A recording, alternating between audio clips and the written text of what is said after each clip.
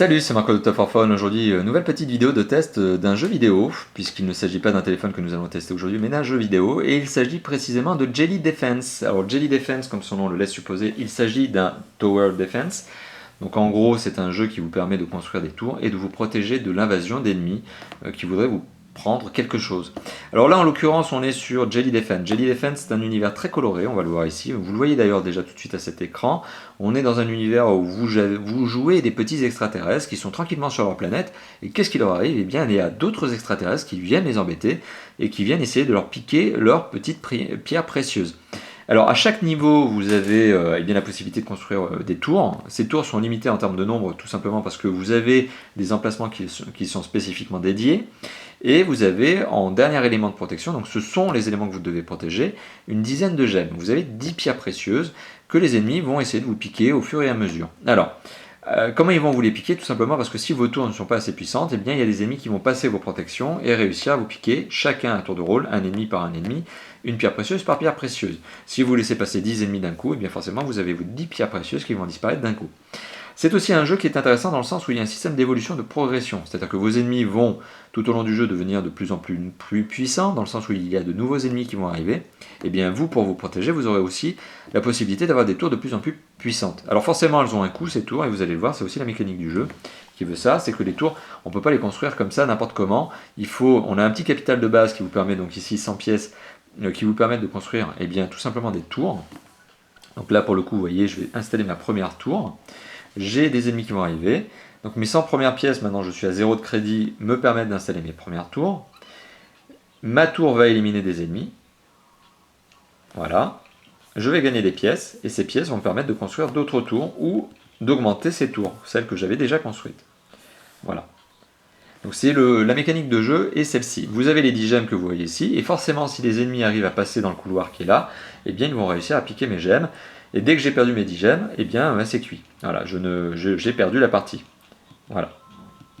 Donc le jeu en lui-même, vous l'avez vu, est assez graphiquement travaillé. C'est ludique, c'est pas non plus des ébauches d'effets spéciaux, enfin on n'a pas des monceaux d'effets spéciaux, c'est du jeu 2D, hein, c'est pas du 3D, mais c'est très coloré, mis à part le fond qui est gris, mais vous voyez les monstres ressortent très bien. Et alors autre particularité, vous l'aurez remarqué, il y a des tours de défense qui sont rouges et bleus, rouge ou bleu, tout simplement parce que les ennemis peuvent être d'une ou l'autre des couleurs, c'est-à-dire rouge ou bleu.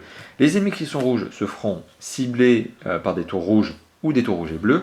Les ennemis qui sont bleus se feront tirer par des tours bleus ou bleus et rouges, mais par exemple un ennemi bleu ne pourra pas se faire tuer par des tours rouges. Voilà, tout simplement parce que ça ne correspond pas à la bonne couleur. Vous avez aussi cette petite partie stratégique qui consiste donc à bien être vigilant sur les systèmes de protection que vous allez avoir, puisque vous avez en fait deux catégories d'ennemis qui vont arriver sur vous.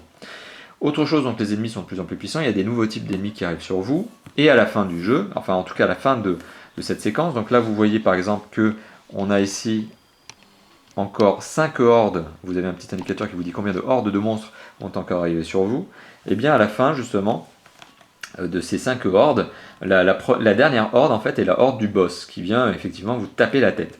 Alors le boss est plus costaud que les autres, il est plus gros, plus long à tuer, charge à vous effectivement d'avoir bien blindé en tour et d'avoir renforcé vos tours en les mettant de plus en plus costauds, parce qu'une fois une tour construite, eh bien vous pouvez choisir d'augmenter la puissance de cette dernière. Voilà. Donc un jeu qui est très ludique. Particularité de ce jeu, effectivement, vous avez plusieurs niveaux. Tout au long des niveaux, donc vous allez avoir des tours supplémentaires que vous allez pouvoir placer.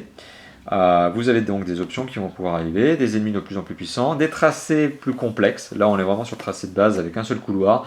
Mais tout au long du jeu, vous allez avoir plusieurs évolutions, c'est à savoir donc que vous allez avoir des couloirs de plus en plus importants, en tout cas de plus en plus nombreux, et des stratégies qui vont devoir être beaucoup plus malignes, beaucoup plus fines, et c'est aussi, comme tous les jeux de Tower Defense, un jeu où il ne faudra pas hésiter à casser des tours précédemment installées pour réussir à en créer de nouvelles.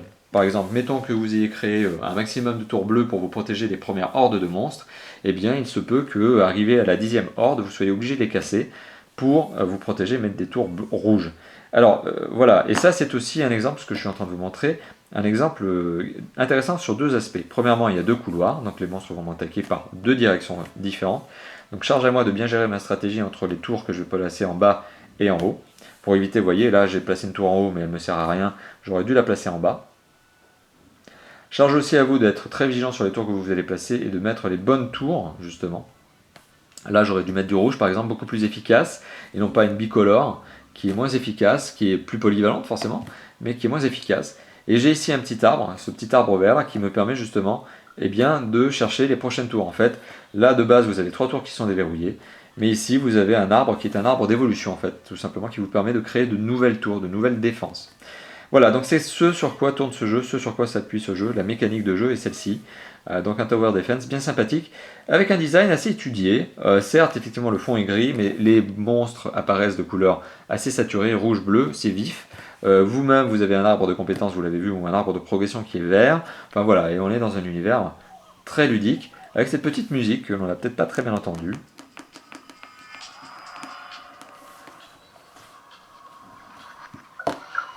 Et avec des petits bruitages, les monstres font des petits bruits.